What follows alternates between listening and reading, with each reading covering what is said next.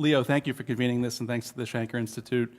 Jessica, thank you for moderating, and David, Chad, and Teresa, thank you for being part of this conversation. So as someone who lives and breathes pension issues day to day, it's fun to actually be up on a panel talking about it and debating some of these ideas.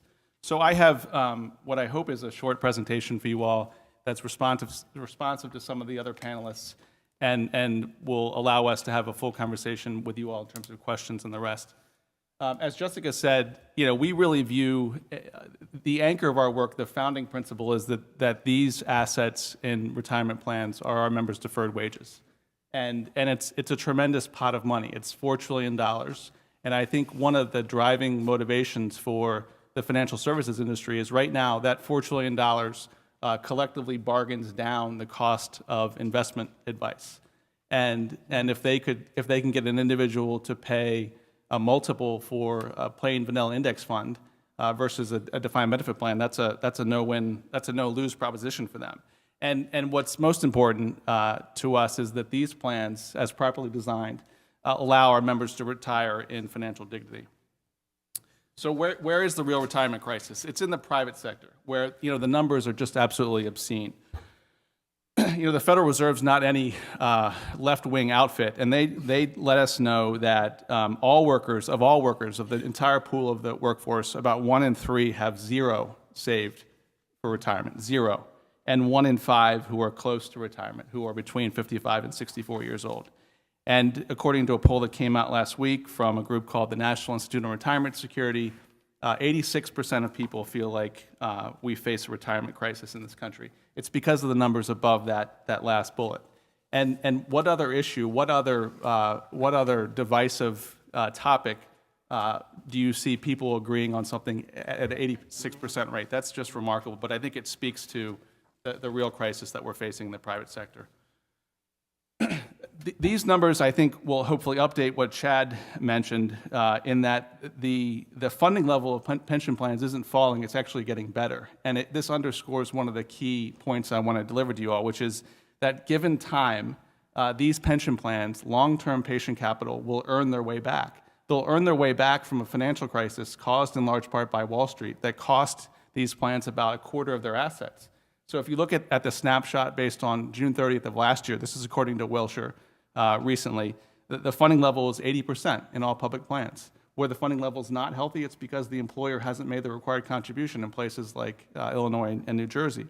And you see the trend. The trend is 64% in 2009, right after the financial crisis, and 74% in 2013.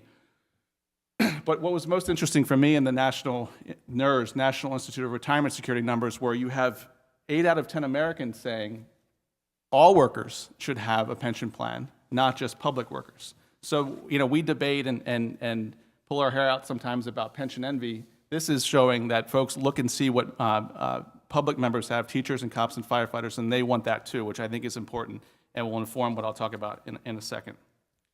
Just a few more words about the benefits of pensions. They're an economic engine. They provide for stable jobs, an economic output, over 6 million jobs, close to $1 trillion in economic output, that they have a multiplier effect. That's really important, especially at a moment where our economy is starting to recover, and that every dollar that's paid out results in nets about $2.37 in economic output. And lastly on this slide, and probably most importantly, this is long-term patient capital. The time horizon is generational for these funds. So it allows them to invest in asset classes like infrastructure, venture capital, and real estate.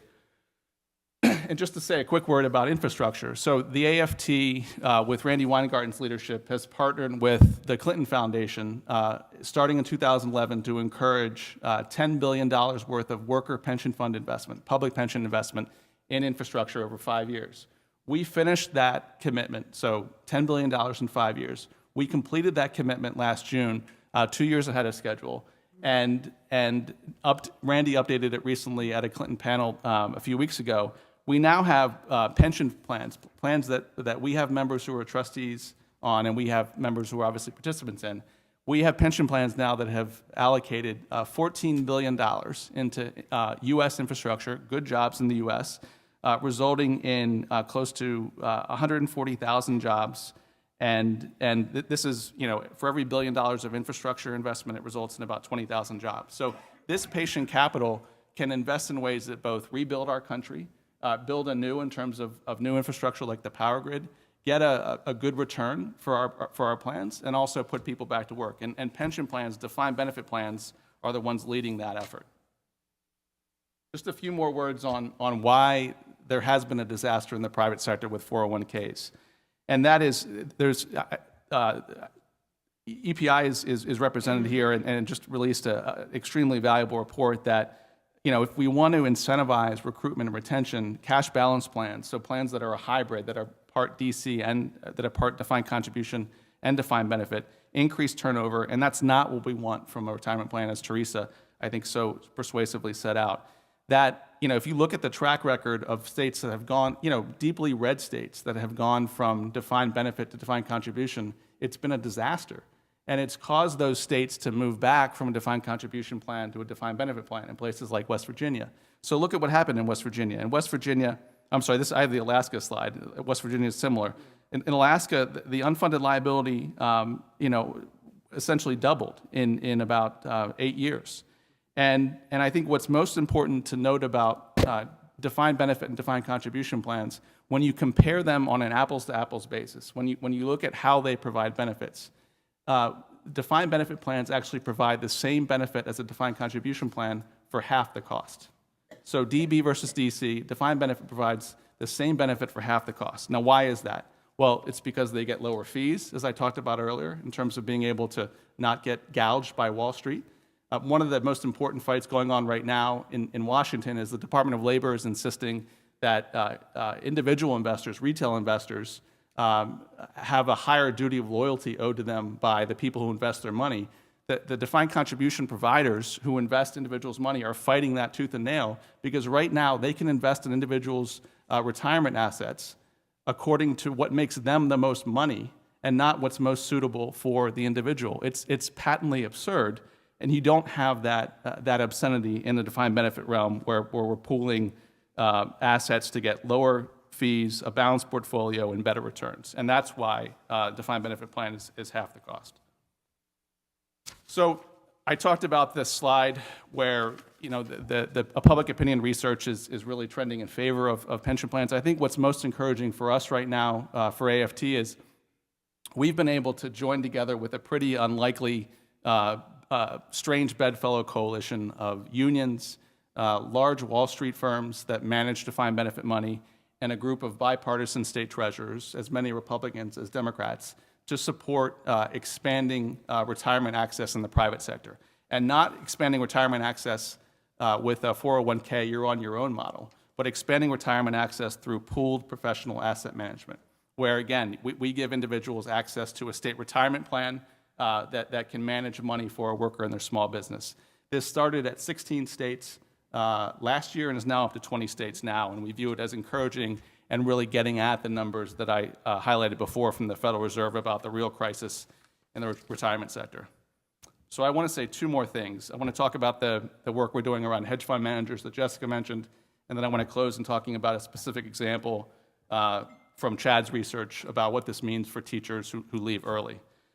So as Jessica mentioned, and I'll be somewhat brief here, we at AFT, again with Randy's leadership, and Brad Murray's in the audience, he's been a tremendous asset here, we have shined the light for our pension trustees and the press and policymakers on Wall Street billionaires who want to have it both ways. And that by day, these Wall Street hedge funders and private equity firms market to our pension plans and say, give us your money, allocate your money to us, we'll get you a good return, and we'll do right by your members. By night, they support and donate and serve on the boards of the four groups that you see up on that slide. These four groups, what unites them, other than their sort of right-wing craziness, is they also believe that workers should not have a defined benefit pension. They all believe that workers should be on their own with a 401k. That takes different forms, but what unites them is they believe a 401k is the best option for workers. A group that's left off here is the Arnold Foundation. The Arnold Foundation, I think this is, just be clear here, speak clearly, this is hypocrisy, right? These are people who want to manage assets by day and then attack them by night, who you know, who it would be like the business plan. What I can make it analogous to is it would be a business plan for like a timber company to support arsonists. You know, they're also burning up their, you know, how they make money. But I think a special award for hypocrisy goes to the Arnold Institute in that, you know, John Arnold made his money off of worker pension plans, also worked at Enron that cost public pension plans about $1.5 billion. After making his money off worker pension plans, after working at Enron and manipulating energy markets, when he was asked if he manipulated energy markets at Enron, he took the Fifth Amendment. He then used the $1 billion that he made personally to go around the country and fund groups that attack pension plans. And he's done it in places like, you know, blue places like California and Rhode Island, and purple or red places like Phoenix. And in all three, I'm sorry, in two of the three, in Phoenix and California, he was defeated. So let me just end by pointing to firms that we've engaged around this double standard who've done the right thing. It's not a small group, as you see. It's a growing group. It's an interesting group in terms of some of the players here, a big private equity firm like KKR, a big asset manager like Franklin Templeton, all whom have either renounced supporting groups financially that attack defined benefit plans or resigned from the boards of those same groups to demonstrate good faith to worker pension plans. The latest addition to this group is Highbridge, which is a hedge fund whose parent is JP Morgan, and they recently announced to us in a letter that they're no longer going to support Students First New York, which is an anti-defined benefit group. So before we get to questions, let me just close by giving you a concrete example to Chad's point about system design and unfairness, and that is, you know, let's use a local plan here in Maryland. So in Maryland, a teacher can retire with secure retirement assets after 20 or 25 years of teaching. But for a worker who leaves early, let's just make this concrete. For a worker who leaves early in Maryland, they get, he or she gets 7% of their pay plus 5% compounded interest. That's a pretty good deal. That's a guaranteed return that gives that worker a excellent foundation to retire from. And if they come back, if they return to if they left to raise a child or take care of a parent, if they come back within 4 years, that money continues to accrue interest. So, you know, that's a plan design, I think, that's actually pretty fair. And you know, I want to underscore David and Teresa's points that, you know, these are incredibly important in terms of retention, in retaining teachers who we need in the classroom. That teachers after 5 years or more of experience are the most productive. And I guess I'll just stop there. You know, if you look at the private sector, more than 1/3 of private sector employees don't have access to any retirement plan. Again, that's where the crisis is. I think, you know, we can tinker with plan design, but we shouldn't throw the baby out with the bathwater. And if we enter into this in a good faith way, I think we can find ways, as Teresa said, to design a system to make it even fairer and even more efficient. So I'll stop there. Thank you. Great.